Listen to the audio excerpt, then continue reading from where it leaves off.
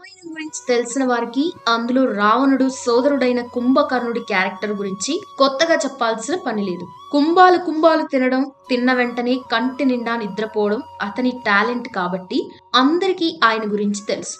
ఆయనను నిద్ర లేపటానికి రామాయణంలో రావణ సైన్యం పడిన తంటాలు ఎంత తిన్నా కూడా ఆకలి అంటూ ఆయన పడే తిప్పలు అంతా ఇంత కాదు. అయితే ఇదంతా మనకి తెలిసిందే. కానీ కుంభకర్ణుడికి పెళ్లి జరిగిందని, 3 భార్యలు ఉన్నారని మీకు తెలుసా? కుంభకర్ణుడు 6 నెలలు నిద్రపోయినప్పుడు ఆయన భార్యలు ఏం చేసేవాళ్ళు తెలుసా?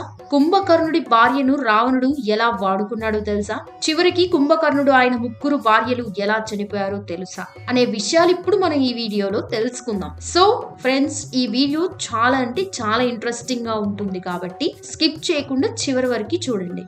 రావణుడి తమ్ముడైన కుంభకర్ణుడి ఆకలికి గ్రామాలు కూడా ఖాళీ అయిపోయేవి. అంటే జనాలను కూడా ఇట్టే స్వాహా చేసేవాడు. అయితే ఈ రాక్షసుడి తిండికి దేవతలు కూడా భయపడేవారట. ఇతను ఇలాగే తింటూ వెళ్లిపోతే భూమి మీద జీవకోటి మొత్తం నశించిపోతుందని బ్రహ్మదేవుడు సైతం భయపడ్డాడు. అయితే ఒకసారి కుంభకర్ణుడు బ్రహ్మదేవుడి కోసం ఘోర తపస్సు చేశాడు. దీంతో బ్రహ్మదేవుడు అతని తపస్సుకి మెచ్చి ప్రత్యక్షమై ఎప్పట్లాగే ఏ వరం కావాలో కోరుకో నాయనా అని అడిగాడు. సాక్షాత్తు బ్రహ్మదేవుడు వరాలిస్తే ఇక ఈ రాక్షసుడు ఆగుతాడా? ఇంద్రుడి పొజిషన్ కావాలి అని కోరుకుందాం అనుకున్నాడు. ఇలాంటి రాక్షసులను ఎంతో మందిని డీల్ చేసిన బ్రహ్మదేవుడికి ఈ కుంభకర్ణుడి కోరిక గురించి తెలీదా?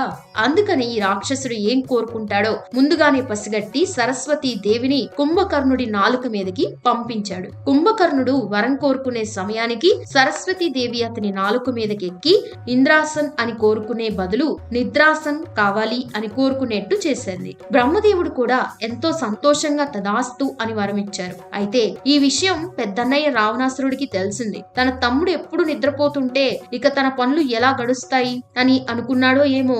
రావణాసురుడు కూడా బ్రహ్మదేవుడి కోసం తపస్సు చేసి 6 నెలల పాటు కుంభకర్ణుడు నిద్రిస్తే మరో 6 నెలల పాటు మెలకువలో ఉండేటట్టు వరం ప్రసాదించమని కోరుకున్నాడు. పోనీలే ఇంతలా అడుగుతున్నాడు కదా అని బ్రహ్మదేవుడు కూడా అందుకు ఒప్పుకున్నాడు. అందుకే కుంభకర్ణుడు 6 నెలల పాటు పడుకుంటే మరో 6 నెలల పాటు మెలకువతో ఉంటాడు. 6 నెలల పాటు పడుకుని నిద్ర లేచిన కుంభకర్ణుడు రావణ లంకలో అల్లకల్లోలం సృష్టించాడు. కొండంత ఎత్తున్న కుంభకర్ణుడు ముందు జనాలు చీమల్లాగా కనిపించడంతో వారిని తన చిటికిన వేలుతో లేపి నోట్లు వేసుకునేవాడు. కేవలం లంక రాజ్యం కాదు, ఆ చుట్టుపక్కల ఉన్న రాజ్యాల్లో ఉన్న ప్రజల్ని కూడా తింటూ ఉండేవాడు. అయితే ఇదంతా ఇలా ఉంటే రావణాసురుడికి మండోదరితో పెళ్ళైంది. అన్నయ్య పెళ్లి చేసుకుని తమ్ముడికి పెళ్లి చేయకపోతే బాగుంది కదా, అందుకే కుంభకర్ణుడికి కూడా వజ్రబాల అనే అమ్మాయినిచ్చి పెళ్లి చేశారు. ఈమె బలిచక్రవర్తి కూతురు. బలిచక్రవర్తి విరోచనుడి కొడుకు. విష్ణుమూర్తి వామనవతారం కథ మీకు తెలిసే ఉంటుంది కదా.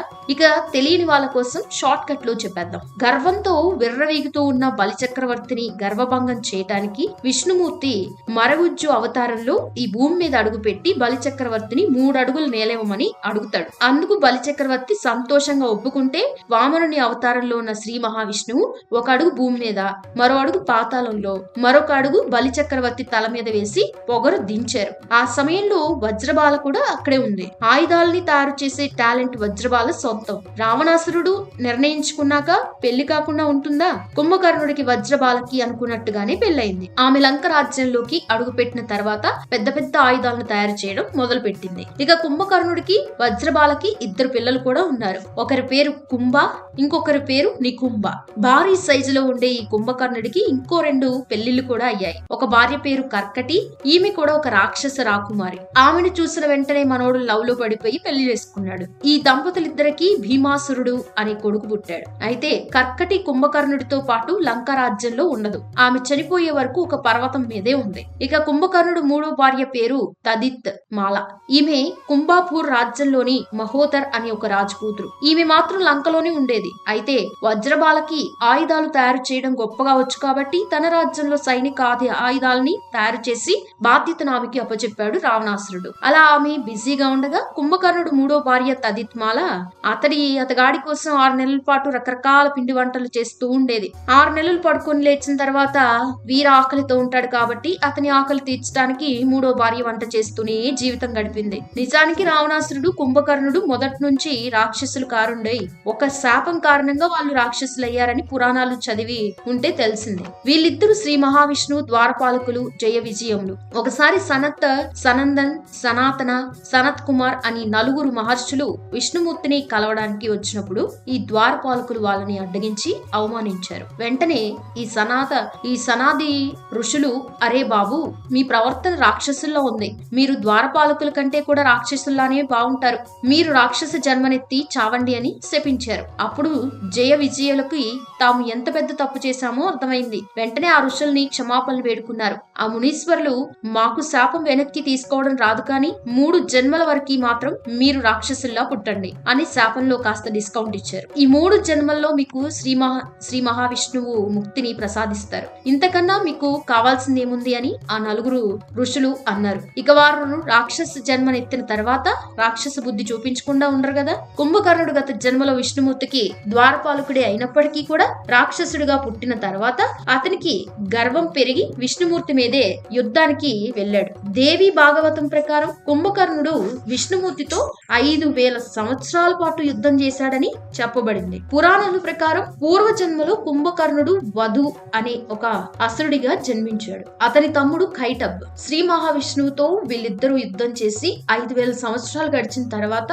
దేవి మాయ వీళ్ళ ఆలోచన శక్తిని తొలగించింది. దీంతో మధుకి, కైటబ్ కి శ్రీ మహావిష్ణువు తనతో పోరాటం చేయలేక భయపడ్డాడని అనిపించింది. దాంతో వాళ్ళకి బాగా తల పొగరెక్కి శ్రీ మహావిష్ణువుని వరం కోరుకోమని అడిగారు. చక్కని అవకాశం అందిస్తే వాడుకోకుండా శ్రీ మహావిష్ణువు కూడా ఉండరు కదా, మీరు ఎలా చనిపోతారో ఆ రహస్యం చెప్పండి అని ఆ రాక్షసుల్ని అడిగారు శ్రీ మహావిష్ణువు. ఎంతైనా వాళ్ళు రాక్షసులు కదా, వాళ్ళకు కూడా కొన్ని నియమాలు ఉంటాయి. అప్పుడు ఆ రాక్షసులు తమను కేవలం భగవంతుడి చక్రం మాత్రమే చంపగలదని తమ మరణ రహస్యాన్ని చెప్పి చావు కొని తెచ్చుకున్నారు. వెంటనే శ్రీ మహావిష్ణువు విశ్వరూపం ధరించి వాళ్ళిద్దరిని సుదర్శన చక్రంతో చంపేశారు. రాక్షసులుగా చనిపోయిన మధు, కైటబ్లు తిరిగి రాక్షసులుగా జన్మించాల్సి ఉంటుంది కాబట్టి నేరుగా శ్రీ మహావిష్ణువు దగ్గరికి వెళ్లి మరుజన్మలో తమని ఆయన ఎలా చంపబోతున్నాడని అడిగి తెలుసుకుంటున్నారు. వాళ్ళు అడిగిన దానికి సమాధానంగా శ్రీ మహావిష్ణువు తాను ఒక ధర్మ ప్రభువుగా అవతరిస్తానని, భార్యని వెతుక్కుంటూ రాక్షస సంహారం చేస్తానని చెప్పారు. మధుకి మాత్రం తన పెద్దన్నయ్య ఆజ్ఞానుసారం జీవించమని ఆదేశించారు. కుంభకర్ణుడిలా జీవించే వరం శ్రీ మహావిష్ణువు అతనికి గత జన్మలోనే ఇచ్చారు. త్రేతాయుగం సమయంలో రామాయణంలో శ్రీరామచంద్రుడు జన్మించక ముందే మనకి కుంభకర్ణుడు కనిపిస్తాడు. ఒక మునీశ్వరుడు శాపం వల్ల కుంభకర్ణుడు అడవిలో తిరుగుతూ ఉంటాడు. ఆ సమయంలో విష్ణుమూర్తి ఒక గొర్రెల కాపరిలా మారి కుంభకర్ణుడి దగ్గరికి వచ్చారు. కుంభకర్ణుడు శ్రీ మహావిష్ణువుతో ఘోర యుద్ధం చేశాడు. అయితే కుంభకర్ణుడు చాలా శక్తిమంతుడు కావడంతో అలసట లేకుండా శ్రీ మహావిష్ణువుతో యుద్ధం చేస్తూనే ఉన్నాడు. దాంతో విష్ణుమూర్తికి విసుగుబుట్టి తన నిజస్వరూపంలో కుంభకర్ణుడి ముందు ప్రత్యక్షమయ్యారు. అది చూసిన కుంభకర్ణుడు షాక్ అయ్యాడు. ఈ రాక్షస జన్మ నుండి నన్ను విముక్తి చేసేది మీరే కదా ప్రభు, మిమ్మల్ని వెతుక్కుంటూ నేను ఈ అడవిలో ఉన్నాను అని చెప్పాడు. అందుకు శ్రీ మహావిష్ణువును నన్ను వెతుక్కుంటూ ఈ అడవులు వెంబడి తిరగాల్సిన అవసరం లేదు, సమయం వచ్చినప్పుడు నేనే నీ దగ్గరకు వస్తానని చెప్పారు. అలా చెప్పిన కొద్ది కాలానికి రామ అవతారంలో శ్రీ మహావిష్ణువు జన్మించారు. నిజానికి కుంభకర్ణుడికి ముందు చూపు ఎక్కువని కూడా చాలా మంది చెప్తూ ఉంటారు. రావణ యుద్ధం సమయంలో కుంభకర్ణుని ఎంతో కష్టం మీద నిద్రలేపాడు రావణాసురుడు. కుంభకర్ణుడు పూర్తిగా మేలుకున్న తర్వాత జరిగిందంతా పోసగుచ్చినట్టు రావణాసురుడు తమ్ముడికి ఎక్స్ప్లెయిన్ చేశాడు. అప్పుడు కుంభకర్ణుడు, ఒరే అన్నయ్య, పంచకన్యలోకెల్లా అత్యంత అందమైన అమ్మాయి మండోదరి నీకుంది కదా, మళ్ళీ నీకు సీతాదేవి ఎందుకురా అని అడిగాడు. ఇప్పటికే చాలా మందిని ఏడిపించి బలవత్కారం చేసి వాళ్ళని భార్యలుగా చేసుకోవాలని తెగ ట్రై చేశావు కదా, అది సరిపోలేదా, ఇప్పుడు నీకు సీతాదేవి ఎందుకు అని సూటిగా ప్రశ్నించాడు. ఇప్పటికైనా మించిపోయింది లేదు, వెళ్లి శ్రీరామచంద్రుని క్షమాపణ అడుగు, ఆయన చాలా మంచోడు, నిన్ను క్షమిస్తాడు అని కూడా కాస్త బుద్ధి చెప్పే ప్రయత్నం చేశాడు. కానీ మన రావణాసురుడు ఎందుకంటాడు, కుంభకర్ణుడు నోటికొచ్చిందల్లా తిట్టాడు. చేసేది లేక కుంభకర్ణుడు రావణాసురుడి ఆదేశాలను పాటించడానికి సిద్ధమయ్యాడు. రామరావణ యుద్ధంలో కూడా కుంభకర్ణుడు అల్లకల్లోలం సృష్టించాడు. చివరికి శ్రీరామచంద్రుడు రామబాణం వేసి కుంభకర్ణుడి తల నరికి చంపేశాడు. కుంభకర్ణుడు చనిపోయాడు అనే విషయం తెలిసి రావణాసురుడి కంటే ఎక్కువగా వాళ్ళ భార్యలు దుఃఖించారు. వాళ్ళు కూడా శ్రీరామచంద్రుడి చేతిలో చనిపోవాలని నిర్ణయించుకుని ఆయనను ముక్తి ప్రసాదించమని కోరుకుని రావణ యుద్ధంలో ప్రాణాలు విడిచారు. ఆ విధంగా కుంభకర్ణుడు తిరిగి శ్రీ మహావిష్ణువుకి ద్వారపాలకుడిగా అవతారం ఎత్తాడు. అలా హీరో విలన్ కొట్టుకుంటే మధ్యలో కమెడియన్ బలి అయిపోయినట్టు రామాయణంలో ఏ తప్పు చేయని కుంభకర్ణుడు బలైపోయాడన్నమాట.